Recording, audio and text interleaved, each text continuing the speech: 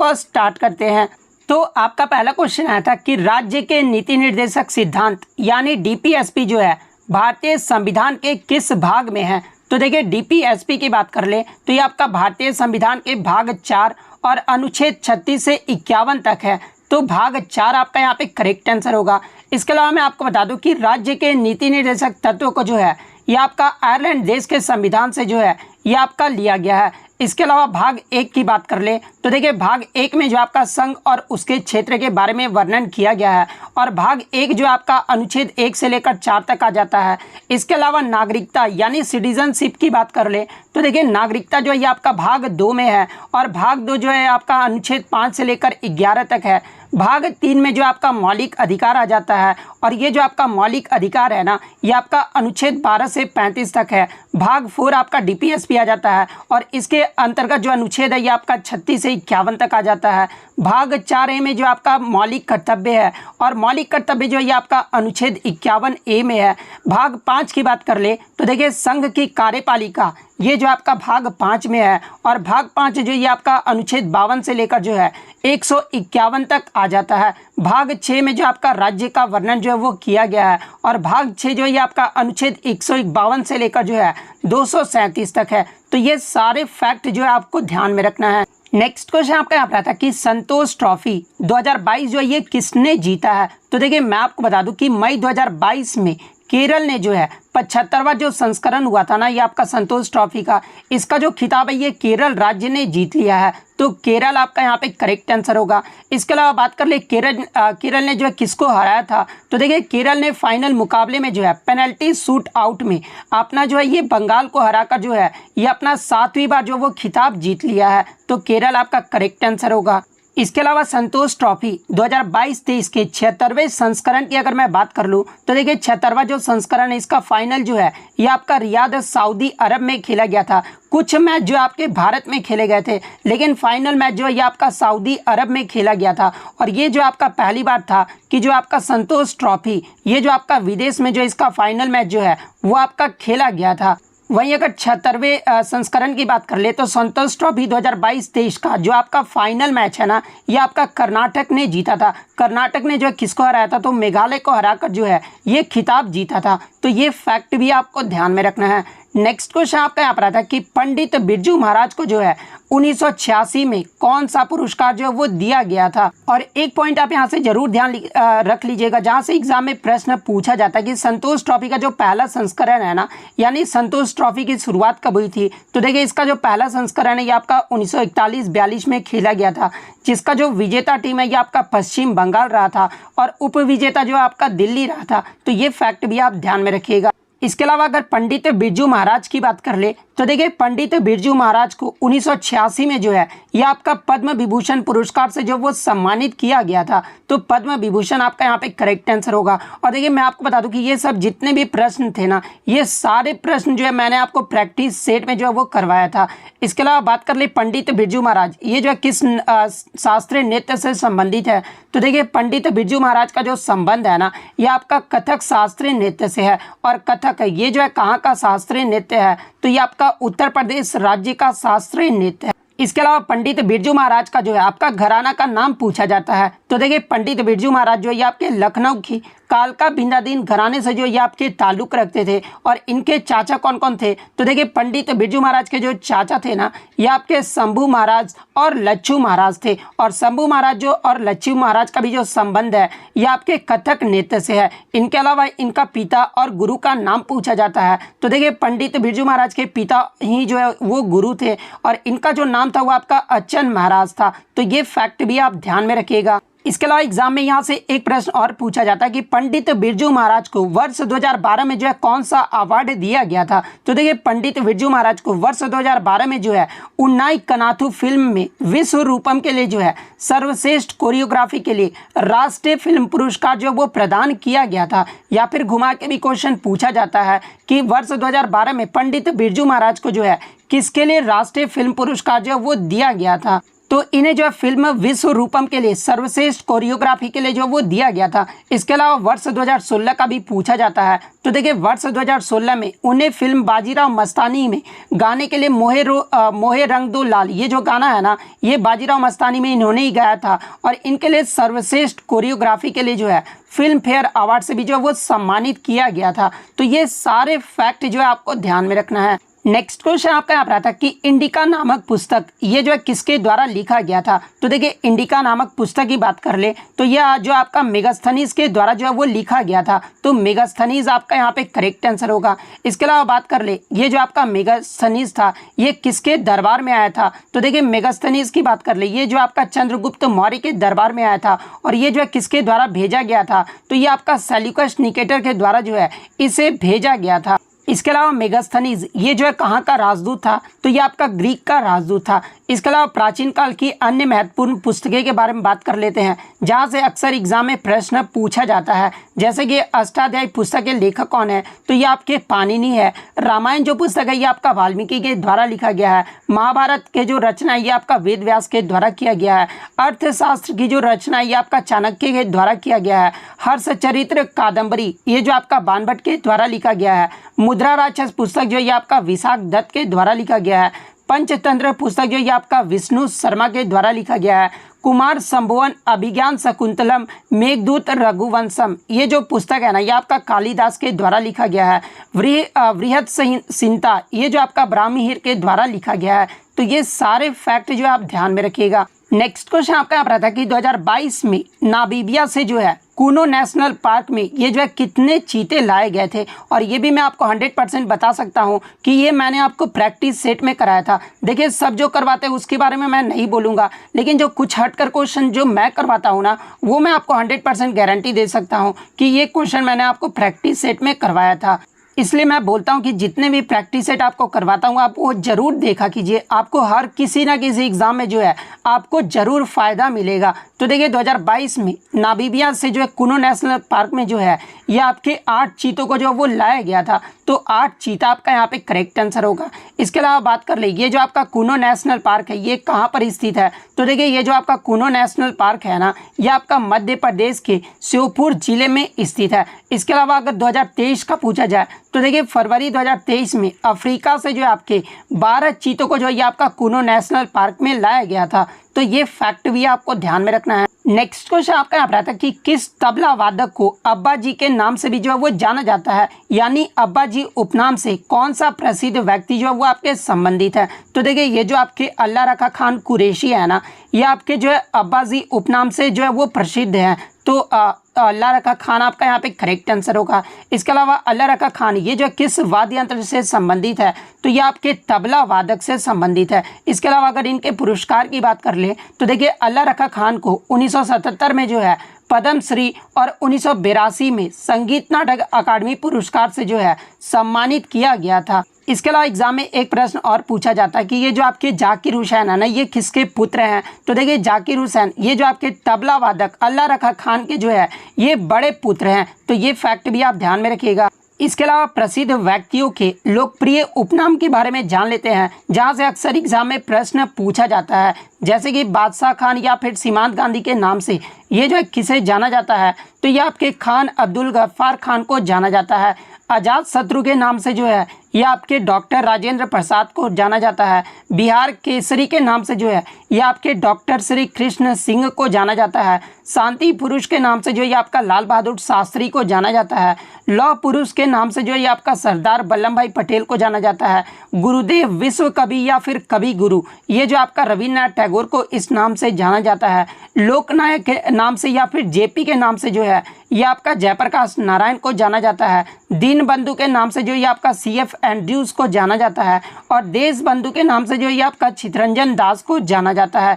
इसके अलावा पंजाब केसरी के नाम से जो है ये आपके लाला लाजपत राय को जाना जाता है। तो ये सारे फैक्ट जो है आप ध्यान में रखिएगा। नेक्स्ट क्वेश्चन आपका यहाँ पर आता है कि राष्ट्रीय बहुयामी गरीबी सूचकांक यानी MPI जो है ये किसके द्वारा जारी किया जाता है? तो देखिए राष्ट्रीय बहुआयामी गरीबी सूचकांक की बात कर ले तो ये आपका नीति आयोग के द्वारा जारी किया जाता है। तो नीति आयोग आपका यहाँ पे करेक्ट आंसर होगा। इसके अलावा मैं आपको बता दूं कि नीति आयोग के द्वारा ये जो आपका राष्ट्रीय बहुआयामी गरीबी सूचकांक है ना, इसका पहला संस्करण जो है कब आयोजित जो आपका जारी किया गया था? तो ये आपका 2021 में जो वो आपका जारी किया गया था और आपका 2023 में जो आपका दूसरा संस्करण जो वो जारी किया गया है। तो ये फैक्ट भी आप ध्यान में रखिएगा। इसके अलावा एग्जाम में यहाँ से एक प्रश्न और बनता है कि राष्ट्रीय बहुआयामी गरीबी सूचकांक 2021 के अकॉर्डिंग जो है सबसे गरीब राज्य कौन सा रहा था? तो देखिए सबसे गरीब जो राज्य था ना, ये आपका बिहार राज्य रहा था। उसके बाद आपका क्रम पूछा जाता है तो दूसरे स्थान पे जो आपका झारखंड राज्य रहा था, तीसरे स्थान पे जो आपका उत्तर प्रदेश रहा था और सबसे कम गरीब वाला राज्य अगर पूछा जाए तो देखिए सबसे कम गरीब वाला जो राज्य है ना, ये आपका केरल राज्य रहा था। सबसे अधिक में आपका बिहार हो जाएगा और सबसे कम जो ये आपका केरल राज्य में रहा था। इसके अलावा आगे के शिफ्टों में अगर आपसे वैश्विक बहुआयामी गरीबी सूचकांक पूछ लिए तो आपका राष्ट्रीय हो गया था। वैश्विक बहुआयामी गरीबी सूचकांक 2023 ये जो है किसके द्वारा जारी किया गया है? तो ये आपका UNDP, जिसका फुल फॉर्म आपका यूनाइटेड नेशंस डेवलपमेंट प्रोग्राम होता है, और OPHI के द्वारा यानी Oxford poverty and human development index के इनिशिएटिव के द्वारा जो है ये आपका 2023 का जारी किया गया है। इसके अलावा अगर नीति आयोग की बात कर ले तो नीति आयोग का जो गठन है ये आपका 2015 में किया गया था और इसके जो वर्तमान में अध्यक्ष होते हैं यानी नीति आयोग के जो अध्यक्ष होते हैं वो भारत के प्रधानमंत्री होते हैं, यानी श्री नरेंद्र मोदी जो इसके अध्यक्ष हैं। नीति आयोग के उपाध्यक्ष की बात कर ले तो डॉक्टर सुमन बेरी है। इसके अगर CEO की बात कर ले तो नीति आयोग के जो वर्तमान CEO है ना, ये आपके VR सुब्रमण्यम है। तो ये सारे फैक्ट जो है आप ध्यान में रखिएगा। नेक्स्ट क्वेश्चन आपका यहाँ पर आता है कि नवंबर 2022 में प्रधानमंत्री नरेंद्र मोदी के द्वारा जो है अरुणाचल प्रदेश के ईटानगर में किस हवाई अड्डे का उद्घाटन जो है वो किया गया है? तो देखिए नवंबर 2022 में प्रधानमंत्री नरेंद्र मोदी के द्वारा अरुणाचल प्रदेश के ईटानगर में जो है पहले ग्रीनफील्ड हवाई अड्डे डोनी पोलो हवाई अड्डे का जो उद्घाटन किया गया है। तो डोनी पोलो हवाई अड्डा आपका करेक्ट आंसर होगा। नेक्स्ट क्वेश्चन आपका यहाँ पर आता है कि 2011 की जनगणना के अनुसार भारत में सबसे अधिक जनसंख्या वाला राज्य पूछा गया था।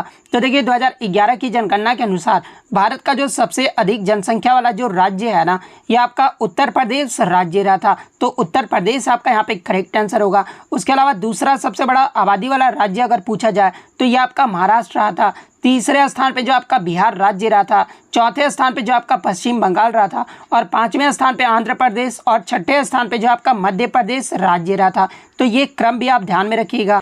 इसके अलावा सबसे कम जनसंख्या वाला राज्य अगर पूछा जाए तो देखिए सबसे कम जनसंख्या वाला जो राज्य है ना, ये आपका सिक्किम राज्य रहा था। इसके अलावा क्षेत्रफल की दृष्टि से सबसे बड़ा राज्य अगर पूछा जाए तो देखिए क्षेत्रफल की दृष्टि से सबसे बड़ा जो राज्य है ना, ये आपका राजस्थान राज्य रहा था और सबसे छोटा जो राज्य हुआ आपका गोवा राज्य रहा था। इसके अलावा बात कर ले 2011 की जनगणना के अनुसार सबसे अधिक लिंगानुपात वाला राज्य अगर पूछा जाए तो देखिए सबसे अधिक लिंगानुपात वाला जो राज्य हुआ आपका केरल राज्य रहा था और सबसे कम जो साक्षरता दर वाला राज्य अगर सबसे अधिक भी साक्षरता दर वाला राज्य पूछा जाए तो ये आपका जो है केरल राज्य का ही जो है लिटरेसी रेट यानी साक्षरता दर जो वो सबसे ज़्यादा रहा था। सबसे कम लिंगानुपात वाला अगर राज्य पूछा जाए तो देखिए सबसे कम जो लिंगानुपात वाला राज्य है ना, वो आपका हरियाणा राज्य रहा था। इसके अलावा सबसे कम साक्षरता दर वाला राज्य अगर पूछा जाए तो ये आपका बिहार राज्य रहा था। सबसे अधिक जनसंख्या घनत्व वाला राज्य अगर पूछा जाए तो ये आपका बिहार राज्य ही रहा था।